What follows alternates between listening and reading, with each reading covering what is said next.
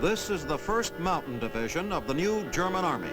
German soldiers who today stand side by side with Americans on freedom's first line of defense in Western Europe.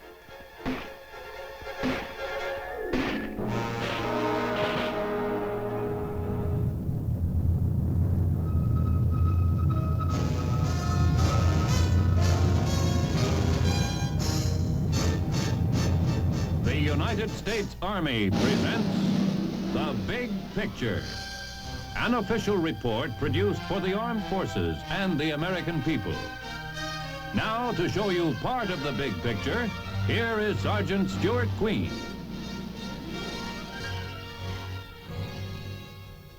When future historians write the moving story of our times, the terrible tragedy of World War II will dominate their thoughts. It was this war which brought destruction and suffering unprecedented in modern history to a nation which was as well known for its technological and scientific achievements as it was for its cultural contributions to the world.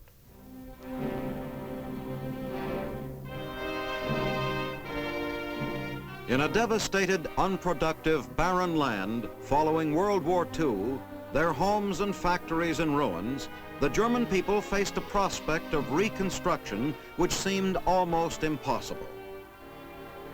From all their former enemies, save one, the people of this stricken land received both help and understanding in their efforts to build anew upon the ruins of the old.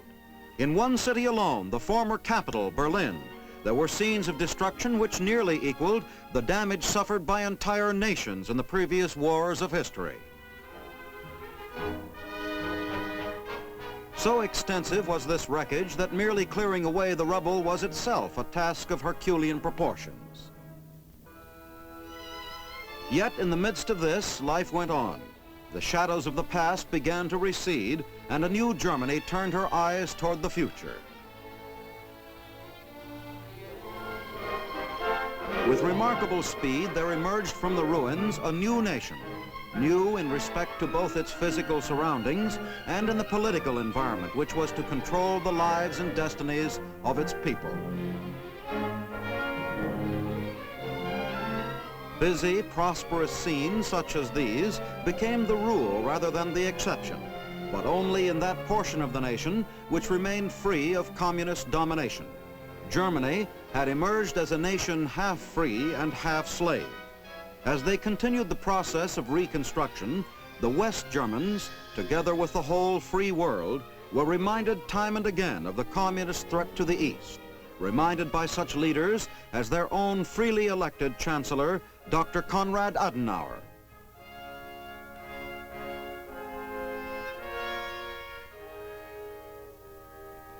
Soldaten der neuen Streitkräfte. Es ist mir eine Freude, am heutigen Tage zu Ihnen zu sprechen. Dr. Adenauer is saying, you are the first soldiers of a new German army. You will have many difficulties, overcoming both the shadows of the past and the problems of the future. After years of trial, the German people now belong to a partnership of the free nations of the world. We have equal rights among these nations, but we also have equal obligations. The German people look to you as the defenders not only of their nation, but also as the defenders of our allies. Without this mutual cooperation between all free nations, the defense of one nation would be impossible. The sole goal of the new German army is to aid in this defense, to keep the peace. We mean this from the bottom of our hearts. Chancellor Adenauer made those remarks early in 1956 at the formation of the new German Army.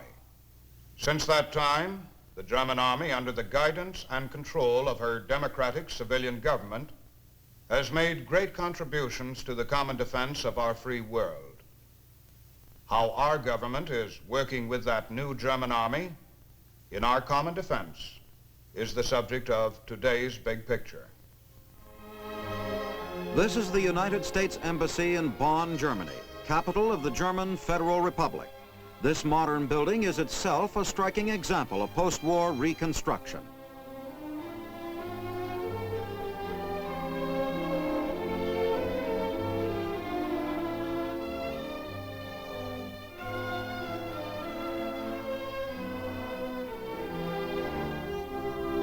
The embassy is also the headquarters of an organization known as the U.S. Military Assistance Advisory Group, Germany. MAAG, as it is commonly known, is a tri-service organization, staffed by representatives of all America's armed services. To MAAG headquarters on an average day come members of many different branches of Germany's armed forces. For it is MAAG which must largely determine what military materiel Germany is to receive under America's mutual security program. And it is MAAG which renders the military advice and assistance necessary to see that this equipment is used to its best advantage. Among the American officers who witnessed the birth and growth of Germany's new army from the very beginning is Lieutenant General Clark L. Ruffner, present commander of the United States Third Army. As a major general, he commanded U.S. MAAG Germany during a critical period in the history of Germany's new army.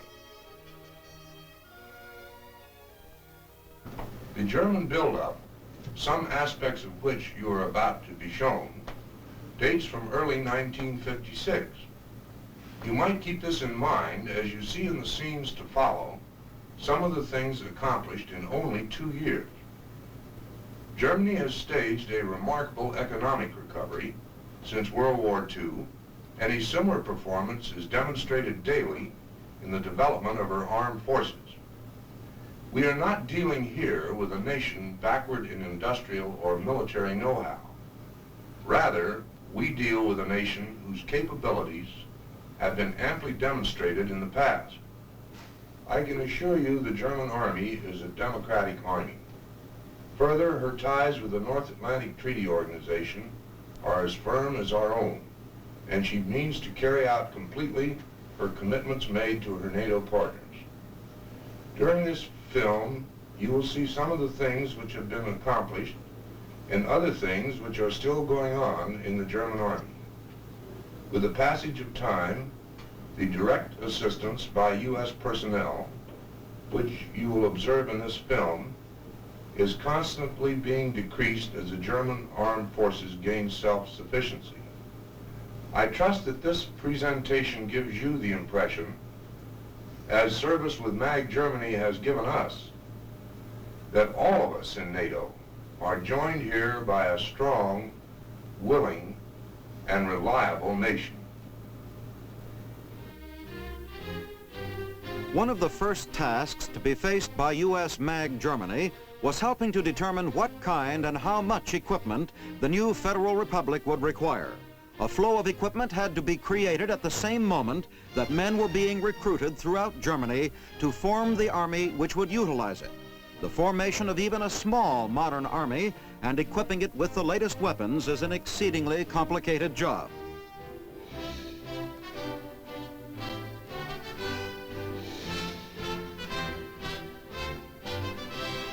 These giant helicopters arriving from the United States late in 1955 were symbolic of advances which had occurred in the few years since Germany last had an army.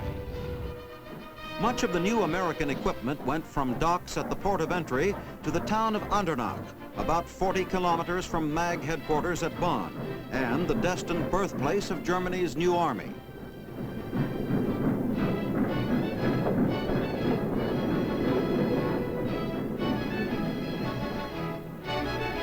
The U.S. Army M47 tank, and later the M48, named after General George Patton, was the original choice of the new German Army. These tanks were furnished under grant aid. Subsequently, the German Army selected the M48 for purchase. Throughout the latter part of 1955 and the early months of 1956, American equipment pours into Andernach by the truckload. It is taken in charge by the few experienced German troops who are to be the nucleus of Germany's new army.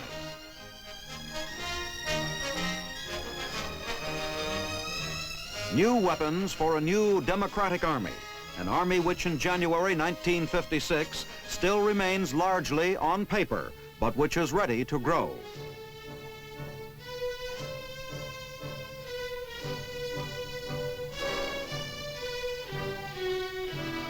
Into the railroad station at Andernach now come the first large contingents of those who are to be the backbone of Germany's new army.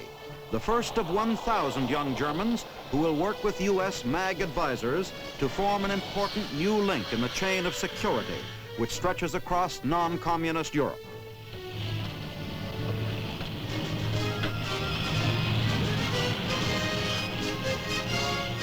These men have been carefully selected from among the German Federal Republic's youth. As the vanguard of her new army, they will have an important role in determining the character of Germany's armed forces in the decades ahead.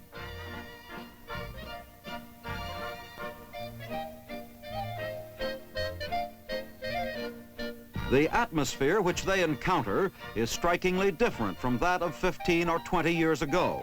Under the strict control of her civilian government, the new German army is to become an appropriate instrument of a free and democratic nation. There will be discipline, but it will be applied with reason.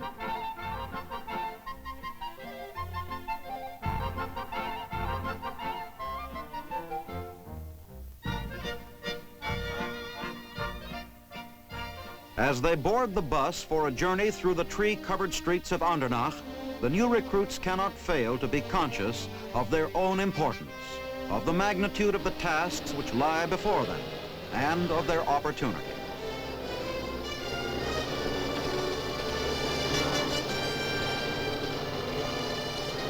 Within a few months, these men themselves will have become the experienced soldiers and non-commissioned officers of a brand new army. Here in historic Andernach, they are about to begin a new chapter in the history of their country and of Europe.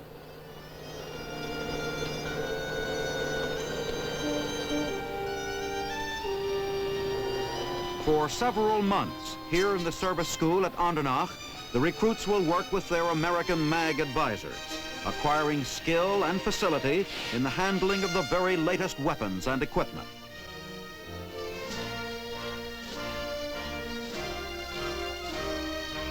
Awaiting the recruits at Andernach Kaserne will be not only members of the American MAAG staff, but also German officers recently returned from military training centers in the United States. Upon completion of their training by these officers and their American advisors, the recruits themselves will be ready to serve as military instructors in German Army service schools throughout the Federal Republic. First, however, the formalities of becoming a soldier, signing in with a recruiting officer. Then, uniforms.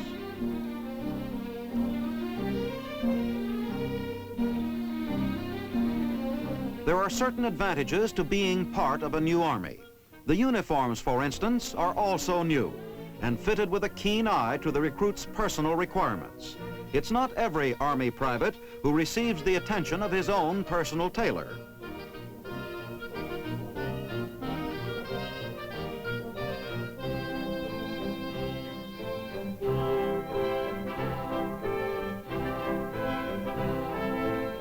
Comfortable shoes are an important part of a soldier's equipment. He spends a lot of time in them and covers a lot of territory.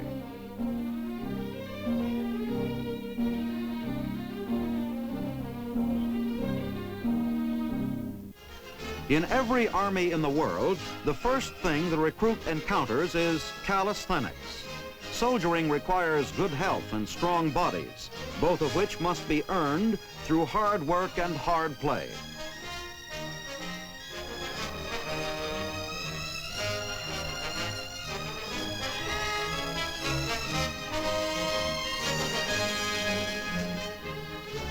Another institution well known to soldiers in every army in the world, dismounted drill, or as it was known to Americans in the last war, close order drill. By whatever name it is known, it's a standard, though not always popular, form of exercise for soldiers the world around.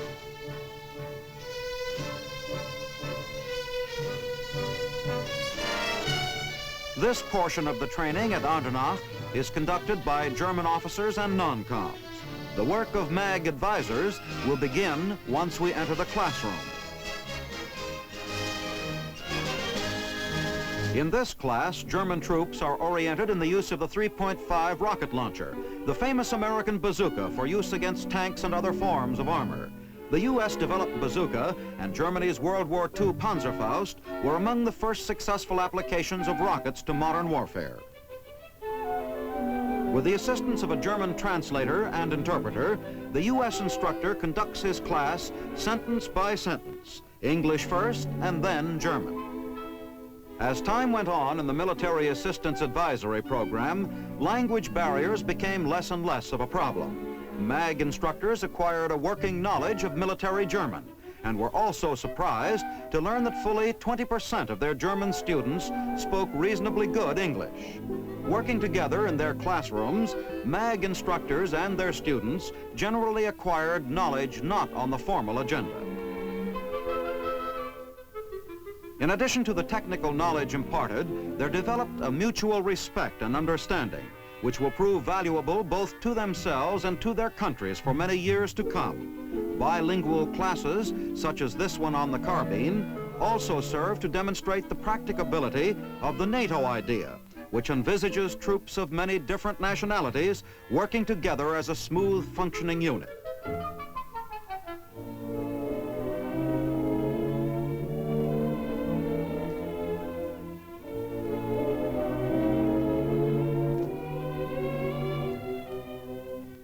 Here's another exercise familiar to any soldier or former soldier.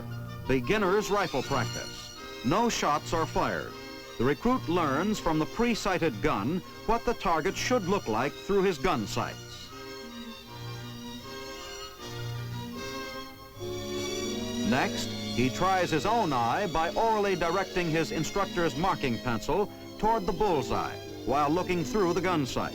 In this manner, he will have made considerable progress in marksmanship before he ever sets foot on a rifle range.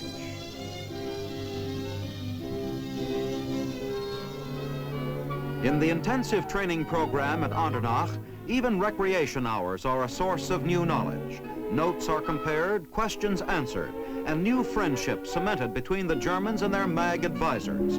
Time is short because these are more than soldiers in the new German army. They are the nucleus of a fast-growing organization which needs trained instructors. The shoes which only a short time ago, it seems, were being fitted in the supply room are now polished to a high gloss in preparation for graduation. Graduation is short and informal. No parades, no brass bands. Just a handshake from the commanding officer and a certificate which says you are ready to begin practicing what you've learned.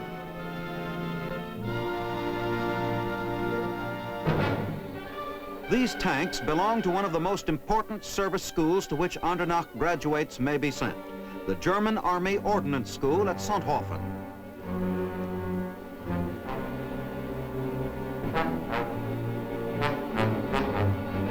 At Sonthofen, the Andernach graduates, now familiar with the nomenclature and basic theory of their American issue equipment, work with German recruits to acquire operational skill with the weapons.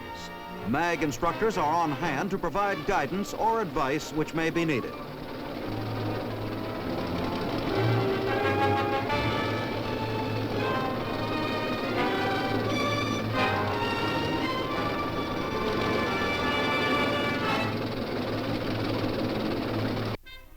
In providing assistance and advice to the new German Army, the U.S. Military Assistance Advisory Group is helping to forge a strong new link in the defense forces of Western Europe, the NATO forces of which the German Federal Republic is today an important member.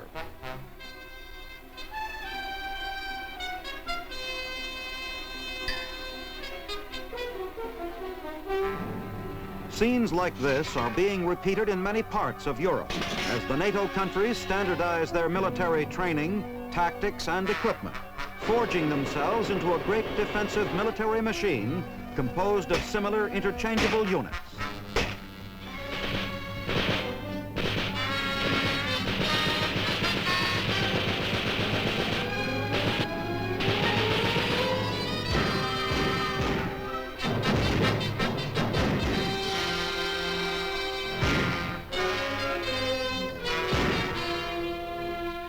In all the NATO countries, including the United States, constant testing is carried on to determine the best possible weapons for use by such troops as these. Also located at Sonthofen is the new German Army Signal School. Here, too, men of the U.S. Military Assistance Advisory Group for Germany are employed in the task of providing instruction in accordance with the highest American standards for the operation and maintenance of U.S. furnished equipment.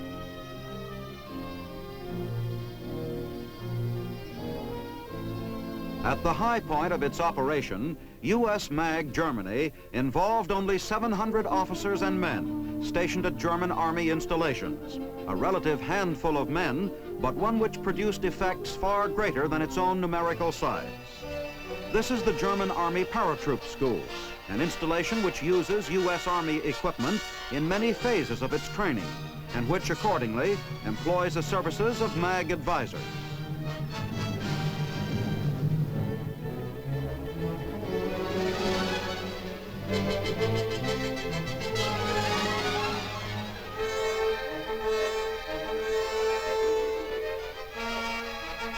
There have been many developments in the art of parachuting, as well as in the strategic and tactical employment of such troops. But the essentials are still courage and practice. Because of it, the men will someday be able to leap from low-flying aircraft with less danger than a pedestrian encounters crossing a busy city street.